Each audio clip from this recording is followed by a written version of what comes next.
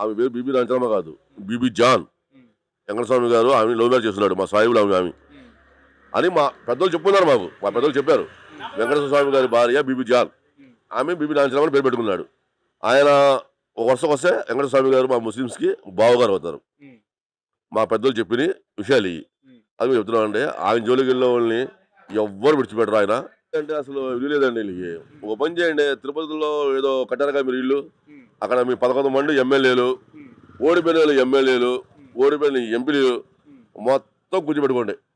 అలా కూర్చోబెట్టుకుని నా ఎమ్మెల్యేలు మొత్తం ఓడిపోయిన మొత్తం 150 మంది, నేను ముఖ్యమంత్రిని, ఇదే అసెంబ్లీ అని నువ్వు కళ్ళకు అంటుండు. పోనీ అదేలా చేయబోని, జనాలు వచ్చారు రా అడుగుతున్నారు అనుకుంటారు. అది అసలు నువ్వు వస్తున్నావు బిక్కమ్మ అసలు వెళ్ళిపోతున్నావు, వెళ్తున్నావు. ఏదో మాట్లాడాలి, మాట్లాడాలంటే అవకాశం లేదు. ఏం మాట్లాడాలన్నా వాకౌట్ వాకౌట్ వాకౌట్ వాకౌట్ అంటారు.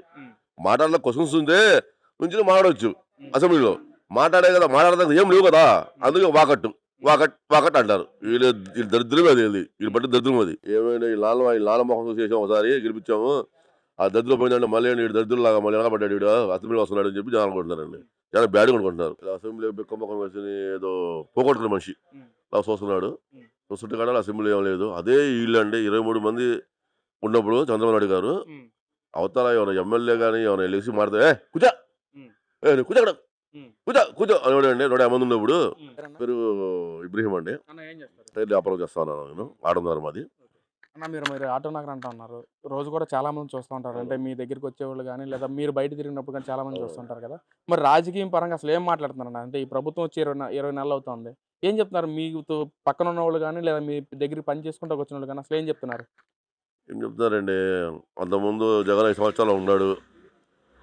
అసలు నియోజకవర్గాల్లో కానీ ఏపీనే కానీ ఒక రోడ్డు కానీ ఇది కానీ లేదు. ఈ పరదాలు కట్టుకుంటాము, తిరుగుతాము రోడ్ల మీద, జనాలే కలిసేవాడు కాదు, నియోజకవర్గం వచ్చేవాళ్ళు కాదు, ఎమ్మెల్యేలు కలిసేవాడు కాదు, ఎమ్మెల్యే సరిగ్గా మాట్లాడే కాదు, మంత్రులతో మాట్లాడేవాడు కాదు. ఆ మంత్రులతో మాట్లాడితే ఆ చంద్రబాబు నాయుడు గారు తిడతాం, ఆ ఫ్యామిలీ తిడతాం. అదే పని తప్ప 5 సంవత్సరాలు ఉండి జగన్ డెవలప్మెంట్ ఏం చేయలేదు అని జనాలు టాకు. ఇంకేంటంటే బాబు గారు వచ్చిన రోడ్లు కానీ డ్రైనేజీలు కానీ ఏంటి కొన్ని కొన్ని కొన్ని పథకాలు కానీ ఇస్తున్నారు ఆయన. బాబు గారి పరిపాలన చాలా బాగుంది అని మన ఆటదాలు చెప్పుకుంటున్నారండి టాక్. అంటే ఆటో నగర్ అంటా ఉన్నారు కదా. ఆటో నగర్‌లో కూడా అసలు ఏం పట్టించుకోవట్లేదు. ఆటో నగర్ చేసుకునే పనులు కూడా అసలు సరిగ్గా దొరకట్లేదు. మాకు గతంలోనే బాగుండని చెప్పి ఆటో నగర్ వాసులు అనుకుంటున్నారు. నిజమేనా? ఇప్పుడు ఆటదారుల పనులు ఏమంటే ఈ ట్యాక్స్లు గిక్స్లు టోల్ గేట్లు గిట్లు ఎక్కువైపోయినాయండి. బండి వెళ్ళి వస్తాయి 14,000 13,000 ఖర్చు అయిపోతుందంట. ఆ డ్రైవర్లకి ఎంత మిగులుతుంది, ఓనర్లకి ఎంత మిగులుతుంది.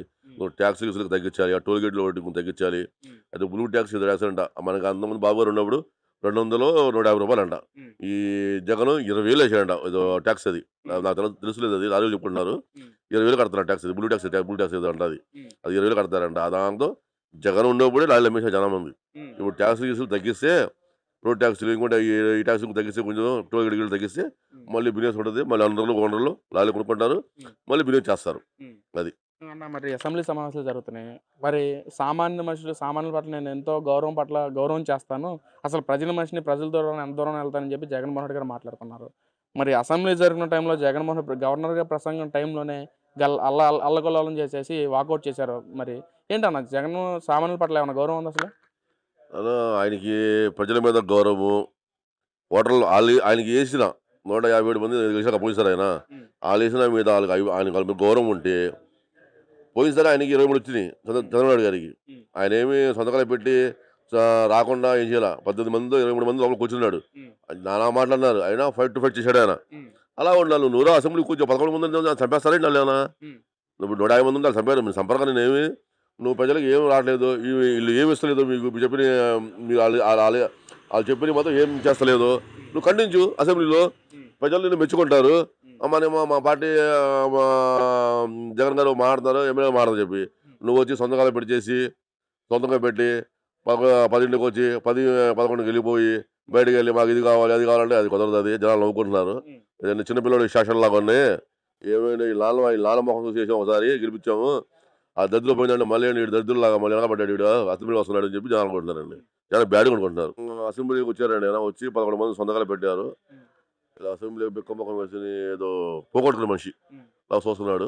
చూస్తుంటే కాడ అసెంబ్లీ ఏం లేదు. అదే వీళ్ళు అండి 23 మంది ఉన్నప్పుడు చంద్రబాబు నాయుడు గారు, అవతల ఏమైనా ఎమ్మెల్యే కానీ ఏమైనా లేచి మాడితే కూర్చో కూర్చో అక్కడ కూర్చో కూర్చో అనేవాడండి 150 మంది ఉన్నప్పుడు. ఏంటి వీళ్ళు అసలు అసలు ఆ మాట అనరు, విజ్ఞానంగా శుభ్రంగా ఉన్నాడు చూస్తున్నాడు, పిచ్చోళ్ళ చూస్తున్నాడు.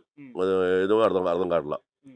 అంటే ఒక పక్కన జగన్మోహన్ రెడ్డి అలా బయటకొచ్చిన సందర్భం గానీ, లేదా నిన్న జరిగిన బొత్స సత్యనారాయణ గాని ప్రతిసారి నేను వాకౌట్ చేస్తాను అంటున్నారన్న.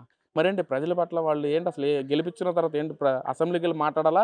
లేక ప్రతిసారి వాకౌట్ చేయాలా? ఏమంటే వీళ్ళకి మాట్లాడడం రాదు.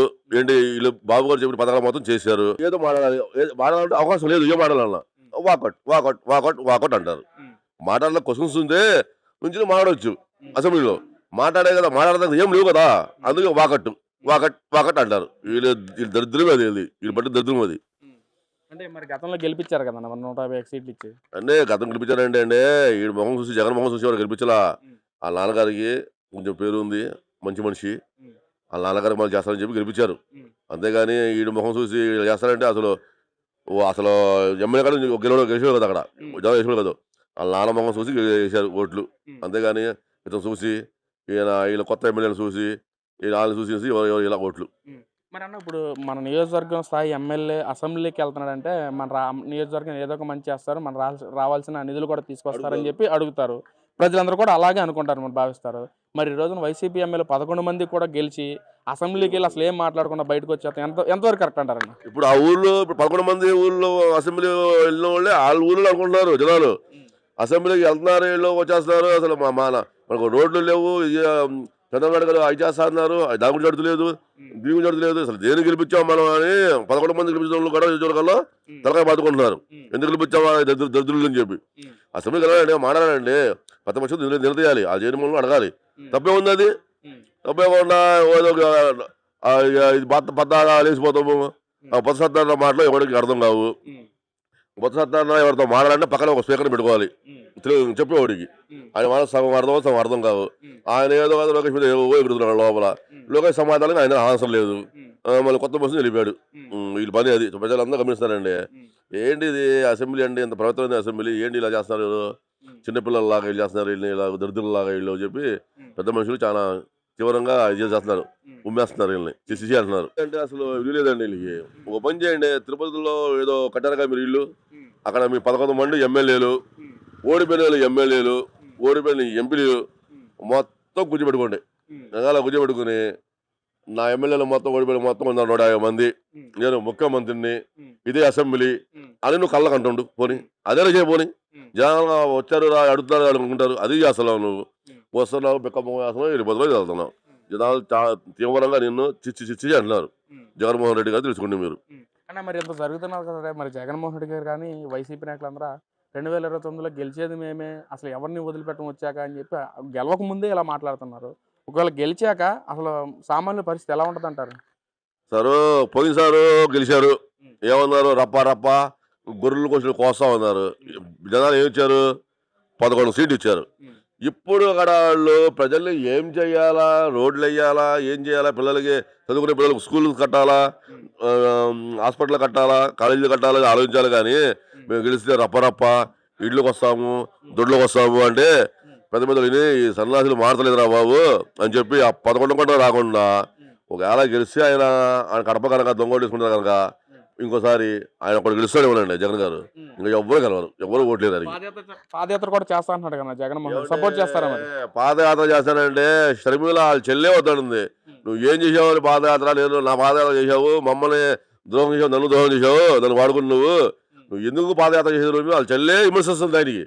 ఇంకా వేరే వాళ్ళు ఎందుకు విమర్శించాలంటే ఏం చేస్తానంటే పాదయాత్ర చేసి మామూలుగా పాదయాత్ర ఎందుకు, నియోజకవర్గం తిరుగు, నువ్వు ఓడిపోయిన ఎమ్మెల్యేలు నిజం తిరుగు, జనాల్లో కలువు, అడుగు ఏంటి మీ ప్రాబ్లం ఏంటి అడుగు, ప్రజల్లో రా. నువ్వు ప్రజల్లో రాకుండా నేను పాదయాత్ర చేస్తాను గెలుస్తానంటే ఆ రోజులు పోయినాయి. సొంత వాళ్ళ చెల్లి వాళ్ళే, వాళ్ళ చెల్లి అమ్మగారి వాళ్ళే అని విమర్శిస్తున్నారు పాదయాత్ర ఎందుకు అని చెప్పి. వచ్చాక పాదయాత్రగా అలాగే గొడవలు అవుతాయి, వాళ్ళు ఇల్లు కొడతారు, మేలు మీద తగాదా పెట్టుకుంటారు, అది అంతే. మరి మీరు ఒక ముస్లింగా తిరుమల తిరుపతి దేవస్థానం గురించి మీరేం చెప్తారంటే కల్తీ జరిగిందా జరగలేదు, మీ అభిప్రాయం ఏంటి అసలు? 100 to 100% కల్తీ జరిగిందండి అది. ఎందుకంటే వాళ్ళు బాబాయ్ గారే సుబ్బారెడ్డి గారు ఒప్పుకున్నారు కల్తీ జరిగిందని చెప్పి.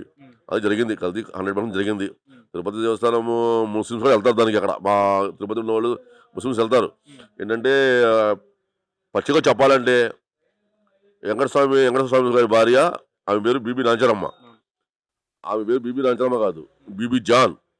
వెంకటస్వామి గారు ఆమె లవ్ మ్యారేజ్ చేస్తున్నాడు, మా సాయిబులు ఆమె అని మా పెద్దలు చెప్పుకున్నారు మాకు. మా పెద్దలు చెప్పారు, వెంకటేశ్వర స్వామి గారి భార్య బీబీ జాన్, ఆమె బీబీ రాంచరమ్మ పేరు పెట్టుకున్నాడు.